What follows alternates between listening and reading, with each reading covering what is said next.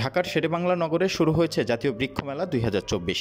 5 June বিশ্ব পরিবেশ দিবসে এই মেলার উদ্বোধন করেন প্রধানমন্ত্রী শেখ হাসিনা। সাবেক বাণিজ্য মেলার মাঠে আয়োজিত এই মেলা চলবে 13 জুলাই পর্যন্ত। প্রতিদিন সকাল 9টা থেকে রাত 8টা পর্যন্ত উন্মুক্ত থাকবে এই মেলা।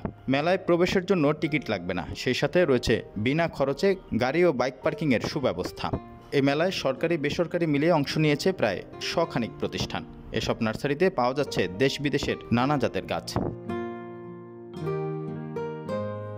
মেলায় কথা হয় বৃক্ষপ্রেমী সাখাওয়াত হোসেনের সঙ্গে। তিনি জানান, মেলা শুরু হওয়ার পর প্রায় প্রতিদিনই সময় করে তিনি আসছেন, ঘুরে ঘুরে বিভিন্ন প্রজাতির গাছ দেখছেন, নার্সারি মালিকদের সঙ্গে কথাও বলছেন। তবে তিনি আক্ষেপ করেন, গতবারের বৃক্ষ মেলার তুলনায় এবারের মেলায় গাছের দাম কিছুটা বেশি। দাম বৃদ্ধির বিষয়ে বৃক্ষপ্রেমী সাখাওয়াতের মতো মেলায় আগত দর্শনার্থী ও ক্রেতাদের অনেকেরই অভিযোগ রয়েছে। হীরা নার্সারির কর্ণধার আনোয়ার ইসলাম রাজু অবশ্য বৈশ্বিক মূল্যস্ফীতির দোহাই দিলেন। তিনি বলেন, গত 1 বছরে প্রায় সব কিছুরই দাম বেড়েছে, সেক্ষেত্রে গাছের দামটা কেন আগের মতো থাকবে। তিনি জানান, একটা গাছ মেলায় আনার আগ পর্যন্ত বেশ কয়েক মাস নার্সারিতে রেখে পরিচর্যা করতে হয়, যেখানে রয়েছে বেশ কিছু খরচ।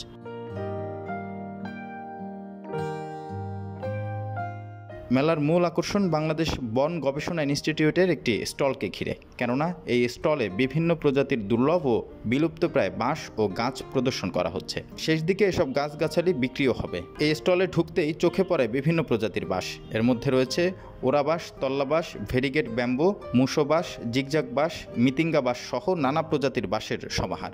এছাড়াও বিভিন্ন জাতের দেশি গাছের সংগ্রহ রয়েছে স্টলটিতে। এই স্টলে কথা হয় বাংলাদেশ বন গবেষণা ইনস্টিটিউটের গবেষণা কর্মকর্তা মোহাম্মদ আজিজুল হকের সঙ্গে। তিনি ঢাকা মেলকে বলেন, আমাদের স্টলে বিভিন্ন প্রজাতির দুর্লভ ও বিলুপ্তপ্রায় বাঁশ, কাঠ ও ফলের গাছ রয়েছে। এসব গাছ মেলায় আগত দর্শনার্থীদের দেখানোর জন্য আনা হয়েছে। তিনি জানান, মেলার শেষ ভাগে এসব বাঁশ ও গাছ স্বল্প মূল্যে বিক্রয় করা হবে।